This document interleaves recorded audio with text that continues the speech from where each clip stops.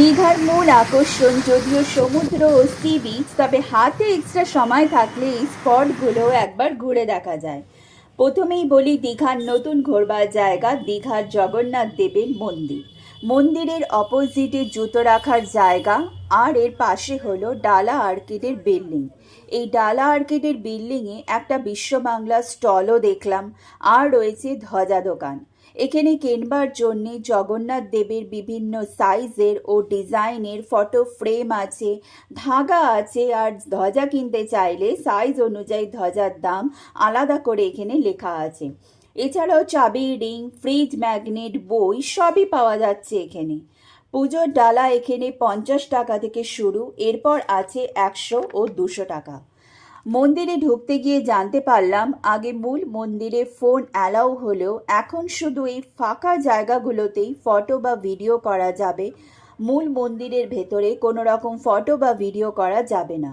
মন্দিরটা বিশাল বড় জায়গা নিয়ে তৈরি, আর ঘুরে দেখবার মতো অনেক জায়গা আছে, তাই হাতে সময় বেশি নিয়ে আসলেই ভালো হয়।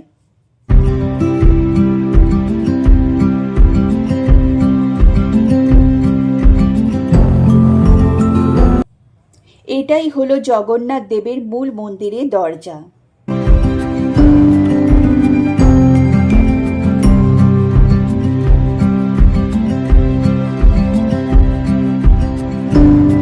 এই মন্দিরটা রাধা মাধবের মন্দির, এর ভেতরেও ফটো তোলা বা ভিডিও করা বারণ।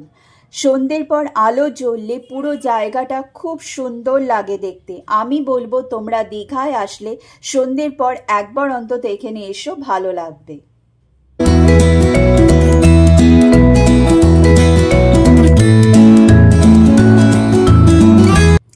এই মন্দিরটাও জগন্নাথ দেবের মন্দির, এটা ওড়িশার আন্ডারে পড়ছে। এই মন্দিরের ভেতরেও ফোন ইউজ করা বারণ, তাই আমি বাইরেই ভিডিও করেছি, তবে মন্দিরটা বেশ ভালো।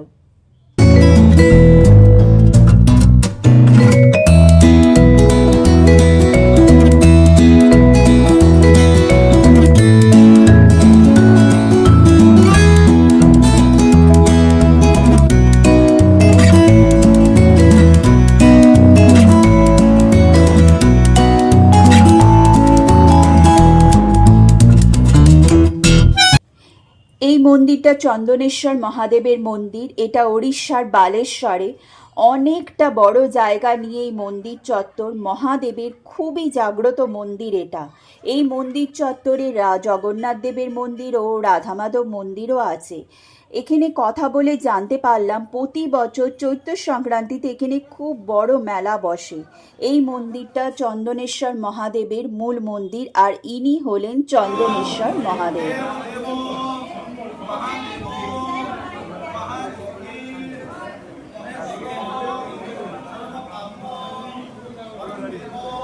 এখানে মন্দিরের অপোজিটে মহাদেবের ভোগ প্রসাদ পাওয়া যায়, এখান থেকেই ভোগ প্রসাদ গ্রহণ করতে হয়।